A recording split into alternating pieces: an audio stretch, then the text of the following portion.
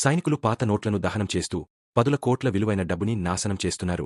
డబ్బు దగ్ధమవుతున్న దృశ్యాన్ని అతను చూసి తన మనసులో ఉన్న ఆశను దాచలేకపోయాడు. ఒక్క కట్టు చాలు, అంతే అతని తండ్రి వైద్యం కోసం సరిపోయేది. అప్పుడు సరిగా ఆ సమయంలో ఒక నోట్లు కట్ట అతని కాళ్ల దగ్గర పడింది. కాని ఇద్దరు సాయుధ పోలీస్ కెప్టెన్లు నియంత్రణ గదిలో నుండి అతన్ని గమనిస్తున్నారన్న విషయం అతనికి తెలియదు. ఈ సంవత్సరం దేశమంతటా బ్యాంకు మరియు నగదు రవాణా దోపిడీలుగా 6 ప్రధాన కేసులు చోటు చేసుకున్నాయి. మొత్తం దోచుకున్నది 17 మిలియన్లకు పైగా.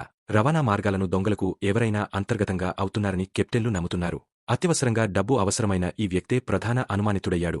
అందుకే ఈసారి అతనికి ఒక పరీక్ష ఇచ్చారు. పాత నోట్లను ధ్వంసం చేయడానికి ఫ్యాక్టరీకి తరలించే బాధ్యత అతనికి ఇచ్చారు. అతను ఆ భారీ నోట్ల గుట్టలను చూస్తూ ఉండగా కేవలం ఒక కట్ట తన సమస్యలన్నింటినీ పరిష్కరించగలదని అనుకున్నాడు. అప్పుడు అతి సహజంగా ఒక కట్ట అతని కాళ్ల దగ్గర జారిపడింది. స్క్రీను చూస్తూ సాయుధ పోలీస్ కెప్టెన్లు చూస్తూ ఉన్నారు. వారి ఆశ్చర్యానికి అతను ఆ కట్టను కాలువలోకి తన్నేశాడు. అతని చర్యను చూసి వారు ఆశ్చర్యపోయినా అతడే మోల్ కాదని మాత్రం వారికి స్పష్టమైంది. అయినప్పటికీ అసలు మోల్ ఇంకా దొరకలేదు.